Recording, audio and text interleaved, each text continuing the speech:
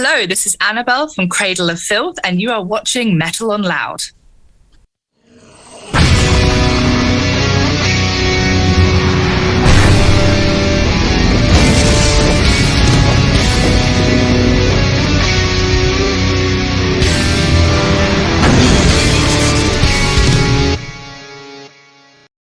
Thank you very much for taking the time to join us. Welcome to the podcast. No, thank you for having me. It's an honor. It's a pleasure. How are things in your world? They're all right. Nothing's exploded yet, so that's always a positive. It's overcast in the UK, so that's pretty normal. It was sunny yesterday, and I thought that must mean the apocalypse is nigh, because sunny in the UK. How are you? Things are well here. It's actually sunny here as well, but madness. A bit more of that in Holland than in the UK. Yeah, the UK is known for not having the best weather. I always say Holland invented the bad weather and the UK perfected it. Yeah, we did. I mean, we have to be good at something, right? It's been quite a year for you. It's new bands, Cradle of Filth. Yeah, it's been rather intense, especially during a pandemic, joining a band during that. So I joined Cradle at the end of 2019, but I wasn't announced until earlier this year. So I had to hold on to this secret for a year and a half. And it was torture. At one point I thought, had I died? And is this my hell loop? Yeah, rather intense, especially with all the lockdowns in the UK and obviously the delay for me to say, hello everyone, it's me, surprise, I'm in Cradle. It must have been excruciatingly hard. Yeah, to say the least. Yeah, it was really, really difficult to not be able to say, but also who could you talk to about that? It's not exactly a relatable experience. Like, you can't just call up your friend and go, do you know what it's like when you've joined a major band from your home country and you can't say anything because there's a pandemic? It's a very unique situation to be in. Yeah. You already worked with Danny before with this other band?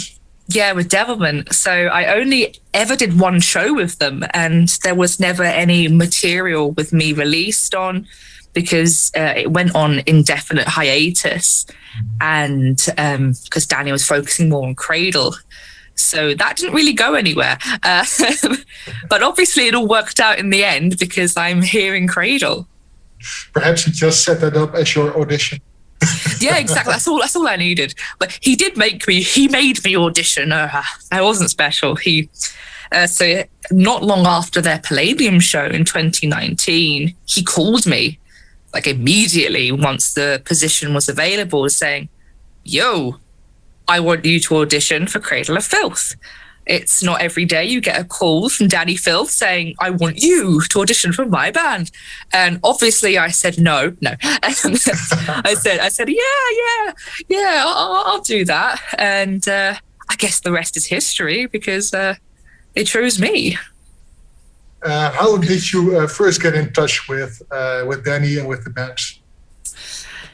That's a good question. The first time I sort of met Danny was backstage at a festival, but this is more like a personal meet. I was at a festival in Wales. I believe it was Hammerfest. I was working press at the time. I used to interview bands. That's sort of how I started the getting the contacts journey. And I was long story short, I was at this festival and one of my friends got punched in the face during the Cradle of Filth set. He was a bit jealous because his girlfriend was speaking to my friend and then he punched him and his eyebrow split open. And me and my other friends come running outside. I was in these bright pink leopard print pajamas, like at a metal festival, standing outside. He gets taken off in a taxi to the hospital and I realize he's taken the room key and I'm stuck outside at this festival in my neon pajamas thinking, oh no. And luckily, I heard someone shout my name, and it was one of Cradle's crew members who I was friends with. And he said, do you just want to come sit on the Cradle of Filth bus? I went, yes, please. And I was on the Cradle of Filth bus talking to Danny and everyone at the time in my bright pink leopard print pajamas. That was my first sort of encounter with Danny. And then professionally, obviously, Devilment. My friend Chris Casket, who's the bassist of Devilment, just messaged me and said, oh, I've told them not to look for anyone else. I've told them you're joining. And I went, oh, okay, cool. So Danny sort of recognized me like, hang on a minute. You have pink pajamas? Yeah, do you have them with you? I don't even have them anymore. I should have kept them and brought them on a tour in future. Hindsight. Oh, well, you can always get some custom made. Exactly, custom made rock star pajamas. There we go. Well, I do think your current dress works better. Yeah, thank you. I think so too. It's definitely a step up from pink PJ chic. Preparing for this interview, I watched all the videos. Unfortunately, I missed your live debut on the stream. That's okay. That's fine. Don't worry about it. How was it to play that show? It was very surreal. For me, it was, by this point, the goalposts had always been changing because of lockdown. My first show was supposed to be May 2020. That never happened. And there was a tour booked. So for me, it was like, yes, I'm finally going to get announced. And ooh, no. So even when the live stream was happening, I wasn't convinced it was happening. I remember walking up going, now this isn't going to happen, is it? And after the set, I was like, oh, this actually just happened, didn't it? It was very surreal to have my first one with no audience, because there was no way for me as a performer to gauge how it went. There was no one booing and throwing things, or there was no one cheering. So I had to, I wasn't getting pulled off the stage by those old-fashioned canes. So it was weird for me to find out after how it went, and we got shown the stream after. So it was recorded for us to see. So I only got to see the comments and the reactions when I came home. And that was very, very odd. It's a very strange situation to be in. You get some great reviews there. I read through them. Oh, yeah, thank you. I was really shocked. I was like, oh, good. They love me. They really love me. Which is good, which is better than the opposite reaction. Yeah. When I was watching you in the videos, the first two videos, the first two singles. Yes. What I was wondering is that you do a lot with your hands. At moments, I hear keyboards. Yeah, so this is the thing that comments a lot, like, oh, why is the keyboardist waving their arms around? It's like, you do realize none of us are actually playing, right? Like, it's a music video. Like, everything's like on a click with us, and we're just Danny hasn't got a microphone. Like, it's an aesthetic thing rather than and the thing with Cradle as well, I mean, if you hear Cradle's discography, there are so many layers in the track. So some of it's orchestration, some of it's keys. So a lot of the time when I'm not playing as well, it's because it's a massive orchestra on the backing track. I mean, as much as I'd love to play a whole orchestra, it's not possible with a keyboard. So there are definitely distinct parts. And also music videos, they're not shot in sequence. So I don't know what the director's taken bits of various bits and stitched them together to what looks good. Yeah, so that wasn't my choice. I just stood there with a click going, I didn't do that, obviously. That wasn't, I didn't put my thumbs up. Yeah. But you entered the band at a great time, I think. The music, I've been following the band ever since their debut, and Oh my! It's almost like back to those days for me. Yeah, a lot of people have been saying that, and that's really positive because you get so many people who are like they sold out after their demo. You always get that in metal of someone like, oh, this was their best album in 2000. They've done nothing good since. It's like, well, why are you here commenting and listening? Just go listen to that one instead.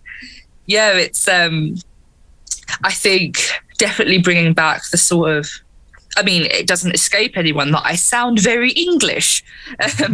So sort of having the classic English narrative sections, and also I'm a classically trained mezzo-soprano, so having that like big sort of operatic and that really strong female vocal presence really harks back to the early days of Cradle, and it's really awesome that we can bring that back now and people still love it, which is great for me. It really adds to the music again, and especially with the new, more melodic parts mixed into it again.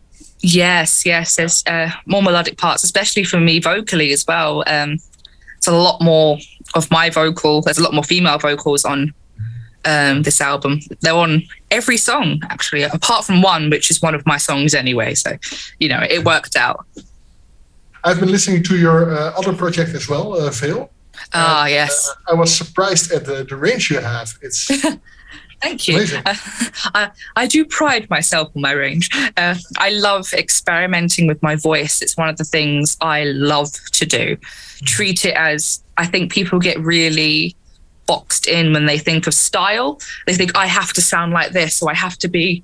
It's like, no, this is basically an alien living in my throat and seeing what it can do. I make weird noises around the house, going, oh, okay, so that's what it can do. And I'm constantly pushing my voice to see, oh, what can it do? And as you'll hear in Veil, I love to layer my voice, and I do it in Cradle as well. So the Crawling King Chaos video, all the choirs are recorded in by me and a lovely fella named John Phipps, because obviously in lockdown we couldn't get the choirs.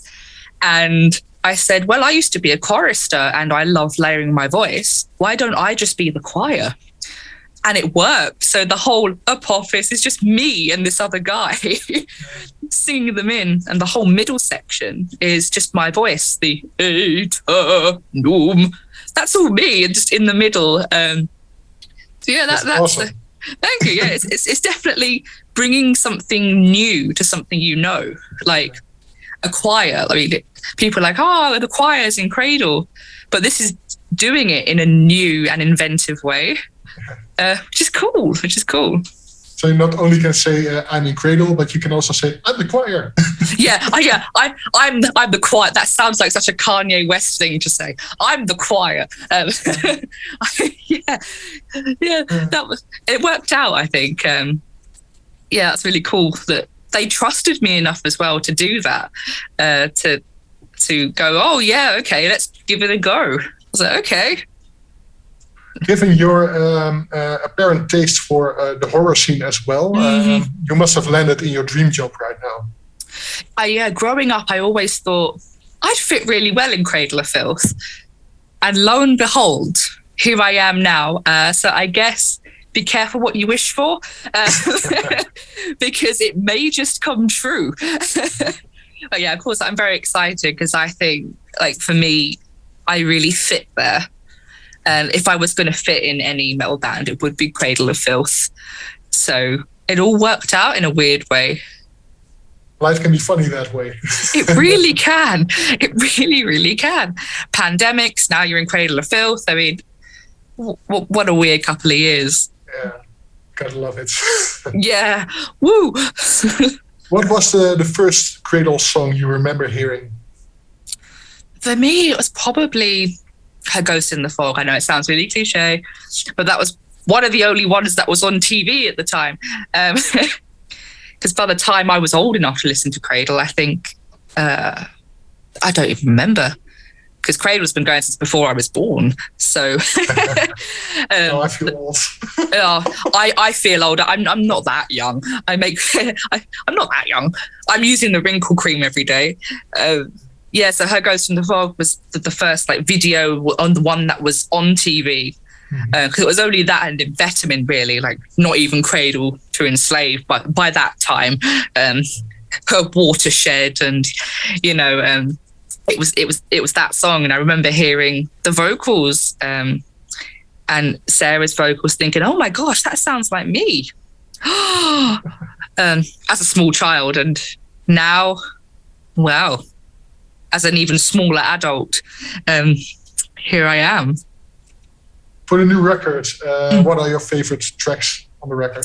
Oh, it's hard not to be biased and say the ones that I had a hand in. Well, so there are 3 instrumentals on the album that I wrote completely start to finish. So I'm really proud of those.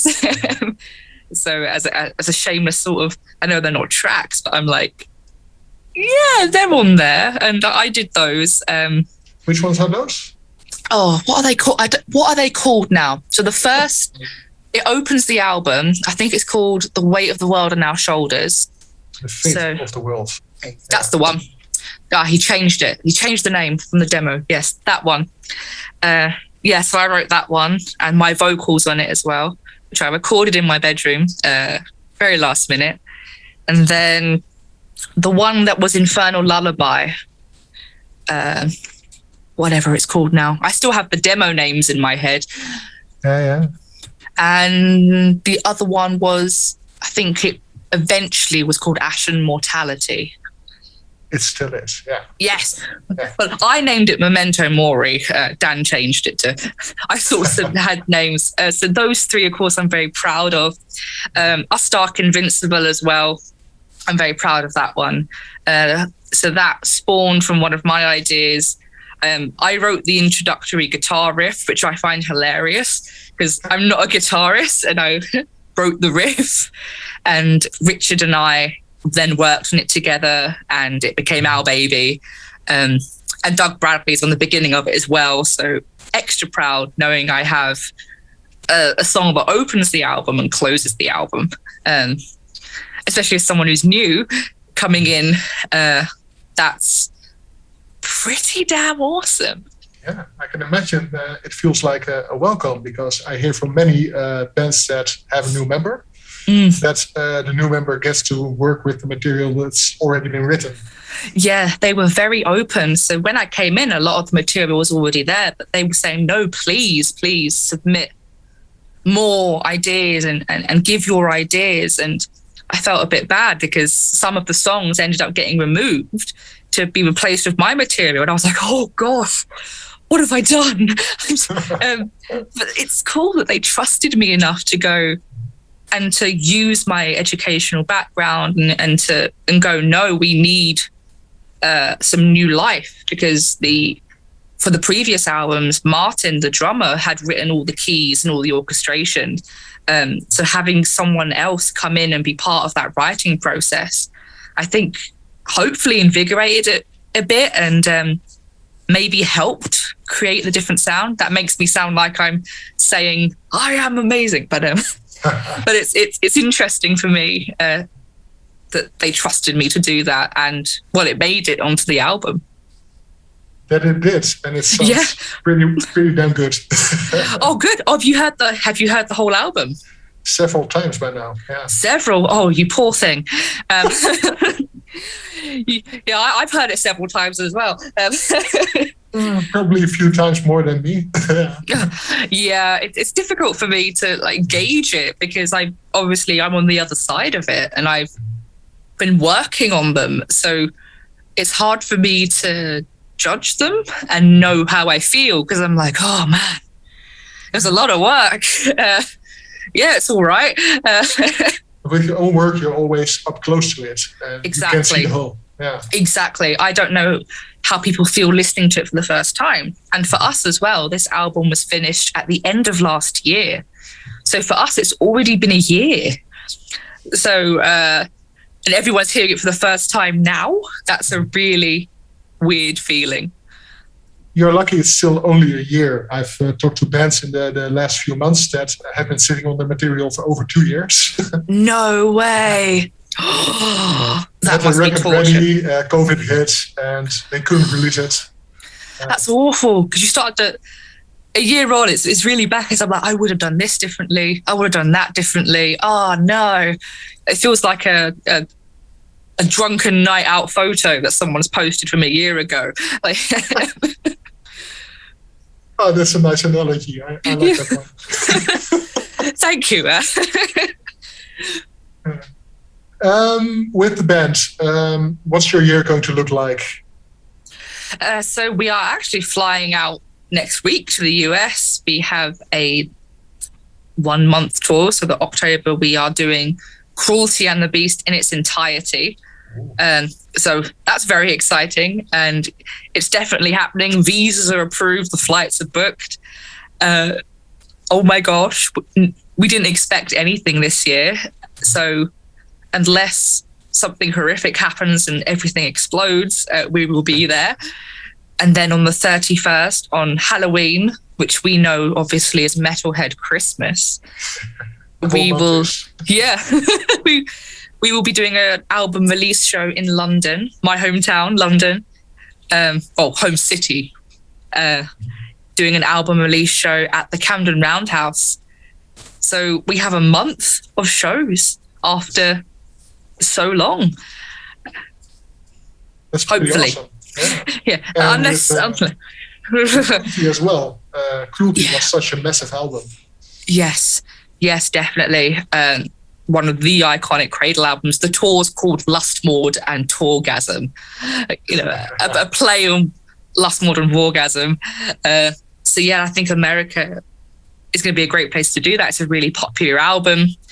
And that will be, for those who didn't see the live stream or for those who weren't at Bloodstock, hopefully for me, a really good introduction to that era of Cradle and showing my voice. Because there's lots of vocal opportunities on Cruelty to do that. So it's very exciting. A bit intimidating, but exciting. I'm pretty sure you can manage it. Yeah, we'll see. I think everyone's a bit sort of nervous because it's been so long since we've had to play shows back to back, and over a long period of time, we're like, oh gosh, do we have the stamina? Are we gonna survive this? We will. We'll be okay. With everything we survived, I'm sure you'll manage. Yeah. I mean, worst case. I don't even know what the worst case is. We'll get an understudy. There we go. We'll just pick someone in the crowd to do my parts. I'm sure I'll know it well enough. Do you have any last words for your fans out there, your new fans, our viewers? It's so weird to say I have fans. For me, I'm just this little girl from South London. Don't see myself as anything special, but there are people out there who are like, oh my God. And I'm like, it's just me. So my sincerest thanks to all the love I received and the positivity. I see everything. So it really does mean a lot to me. And I cannot wait to hit the road and meet all you wonderful humans and to share in this awesome experience with you. Those are very nice words. I can be nice sometimes. Did you know, by the way, that you are the 30th member of the band? Oh, I thought it was higher than that. I counted. You counted. See, at least I'm getting some good rounded numbers. It's not like you're the 23rd. I mean, at least it's a nice rounded number. I thought it was worth mentioning. Yeah. Yeah, I should get a T-shirt with that on. Yeah, what's it? First the worst, second the best, 30th. The most awesome of all. There we go. Yeah, definite. Yeah. Yeah, I'll have that on a shirt. By the next time you see me, I'll have that on a shirt. Awesome. I'm looking forward to that. Good. Thank you very much for this nice talk. And, no, thank you. I'm looking forward to seeing you on the road.